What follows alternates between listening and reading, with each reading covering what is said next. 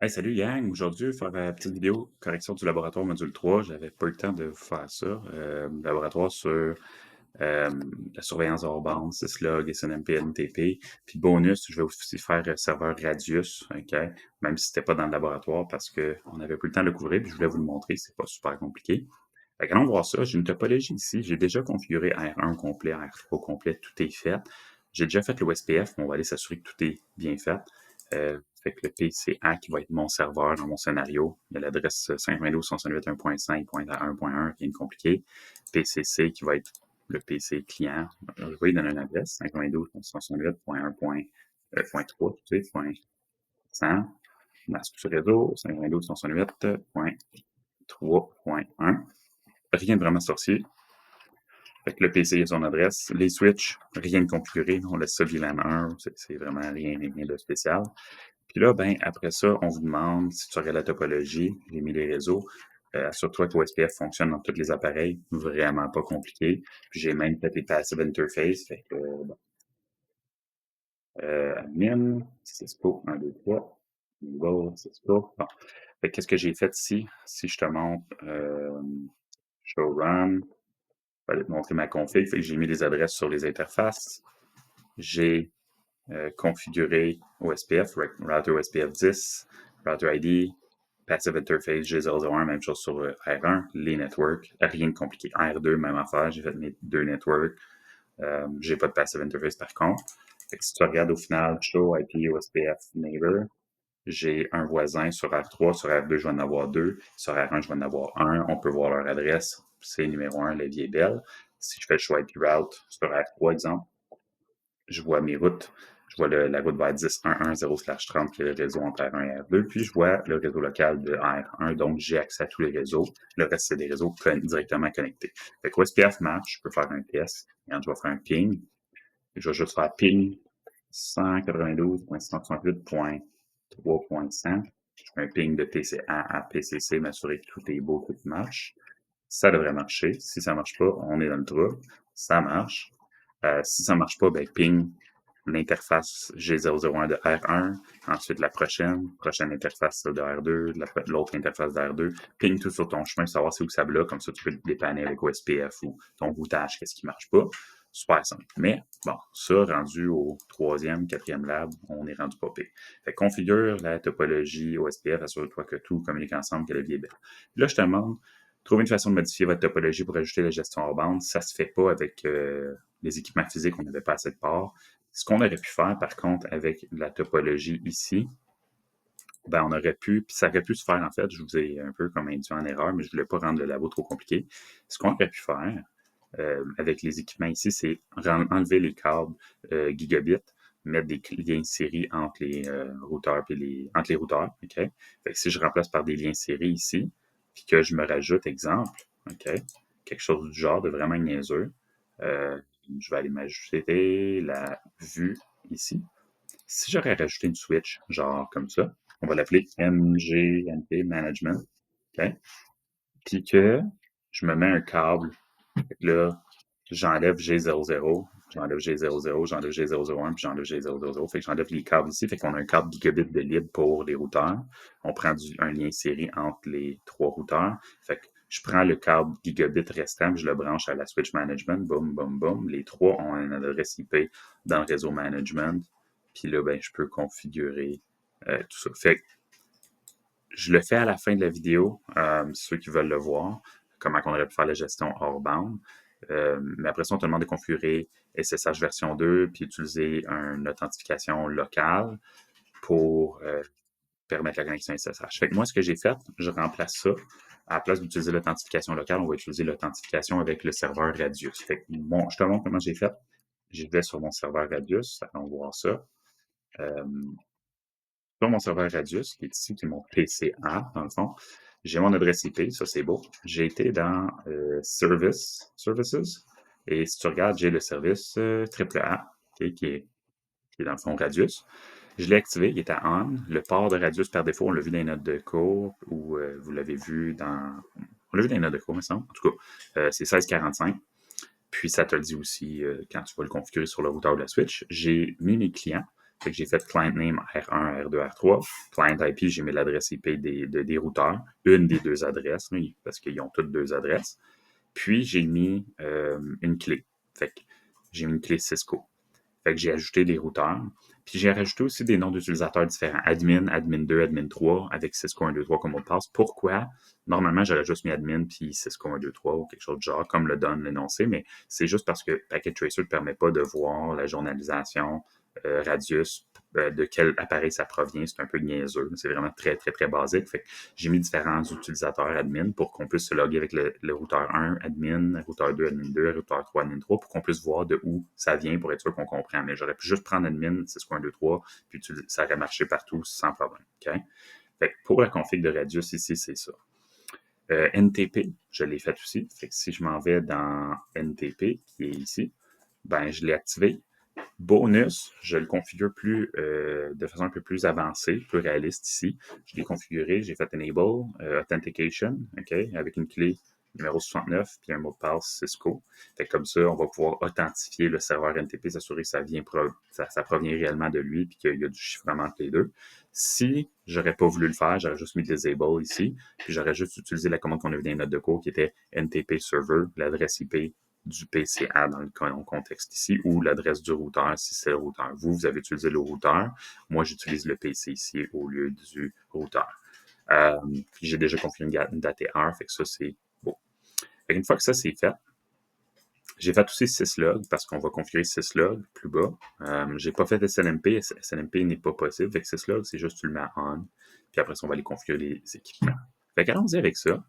Je commence avec une configuration simple. On va commencer par aller voir la configuration pour la gestion hors bande. Je vais faire la gestion normale, parce qu'on aurait dû faire. Fait que, premièrement, si je veux faire la gestion SSH, on va faire les éléments qu'on a déjà fait pour SSH normalement. Config, j'ai déjà mis un hostname, mais je vais faire IP, domain name, hein? OK, domain name. Je vais l'appeler Cisco, on ne l'a pas mentionné, prends ce que tu veux. Après ça, qu'est-ce que je fais? Crypto-key, generate RSA, General Keys, Modulus 2024 ou 2048 ou 4096, je vais prendre 2024. La clé a été créée. IPSSH version 2. Fait que là, je suis en train de dire, j'ai donné le nom de domaine, j'ai dit, j'ai créé une clé RSA, j'ai demandé d'utiliser la SSH version 2. Les paramètres les plus basiques ont été faits.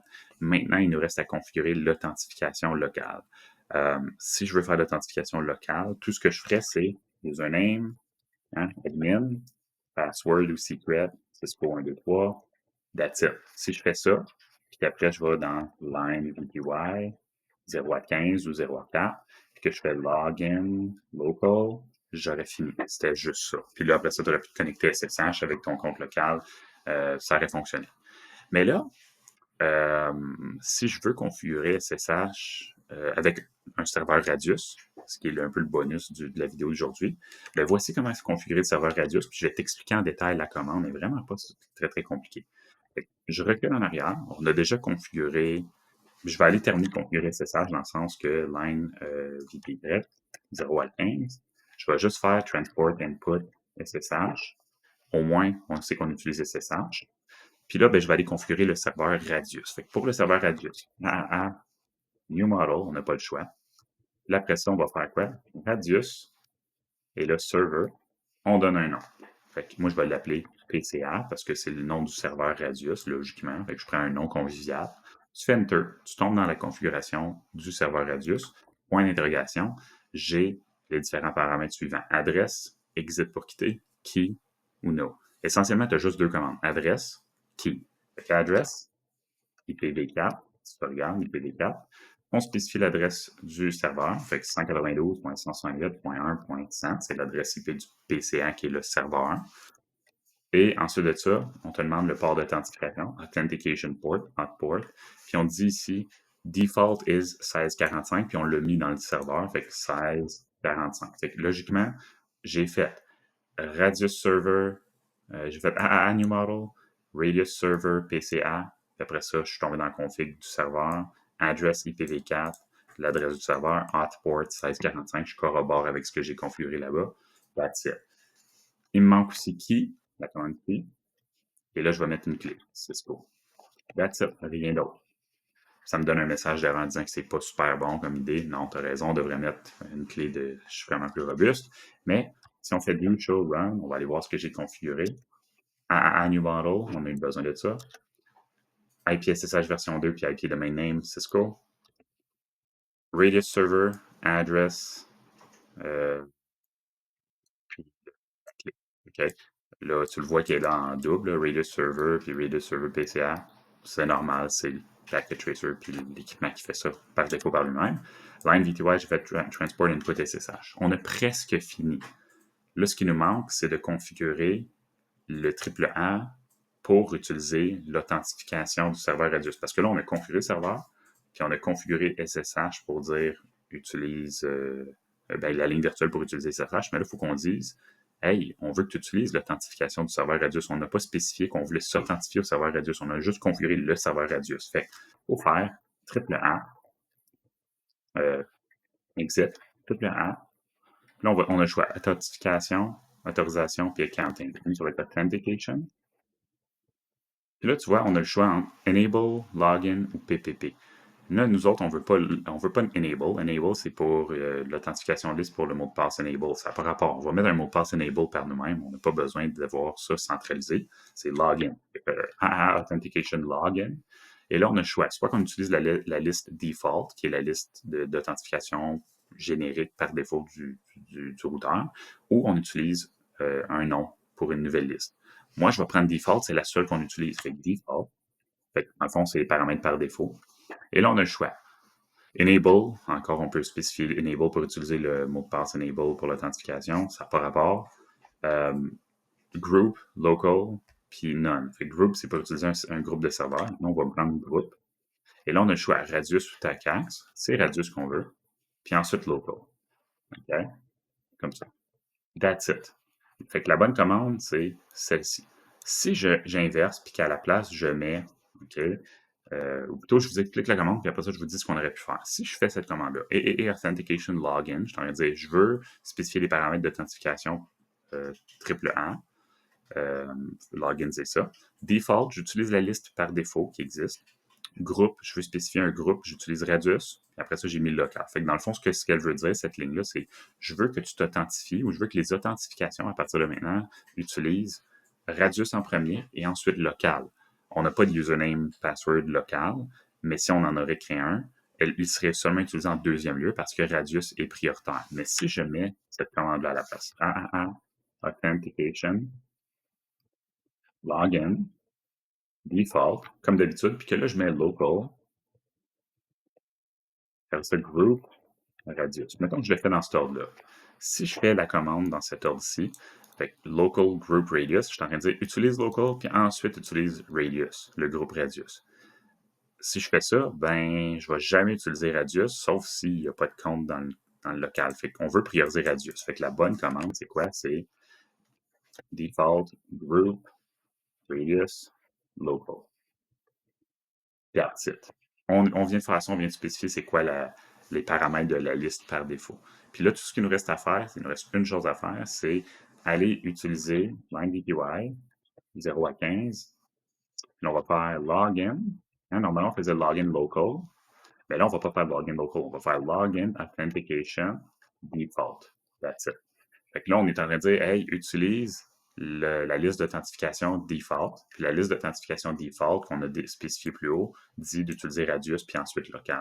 Fait que, qu'est-ce qu'on a besoin de faire comme config? Si je les écris ici dans un document texte, là, regarde, on va les écrire ensemble. Pour Radius, AAA, new model. Ensuite, AAA, authentication, login, default, group, radius, local. AAA, LineVPY 0 à 15. Ensuite de ça, on a juste à mettre login, authentication, default. Fait, ça, c'est juste pour Radius. C'est pas pour SSH. La config des SSH, on l'a fait précédemment, mais pour que le serveur Radius soit utilisé pour l'authentification SSH et l'authentification locale, là, fait que quand tu fais enable puis que tu te connectes, AA new model, AA authentication group radius local, line VTY, login authentication default, et il faut qu'on spécifie le serveur radius. Fait que,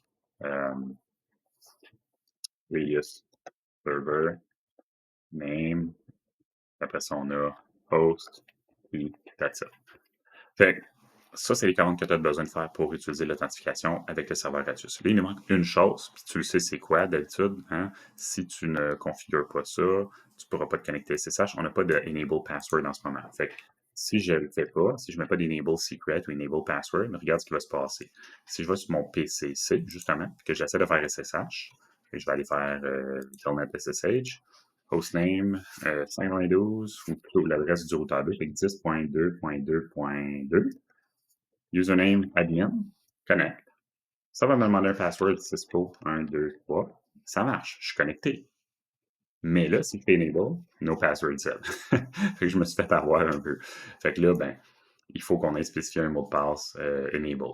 Si je fais do, show, run, pipe, include, admin, regarde, j'ai fait la commande ici, do show run pipe include admin. J'ai dit, moi, tout ce qui contient le mot admin, il n'y a rien en R2. Fait qu'il n'y a pas de compte local. On est en train d'utiliser le compte admin du PC à du serveur Radius. Fait que ça marche, c'est juste ça. Mais il faut que je mette un enable secret. Fait que enable secret ou password, je sais pas. En faisant ça, maintenant, je vais pouvoir me connecter. Regarde, je vais le faire à partir de ici. Je vais mettre admin2, qui est le mot de passe ou le compte qu'on avait créé pour R2. Puis, ben, je vais mettre la bonne place à la place de l'adresse IP, 6.2.2.2, connect, password Cisco 1, 2, 3, enable Cisco, je suis connecté, puis je peux même aller vérifier si je suis connecté. Regarde, si je vais sur desktop ici, sur le serveur, j'ai accounting radius, puis là, regarde, tu peux voir que quelqu'un s'est connecté. Je devrais pouvoir le voir. Je vois pas encore username admin. Oh, pas encore, pas encore.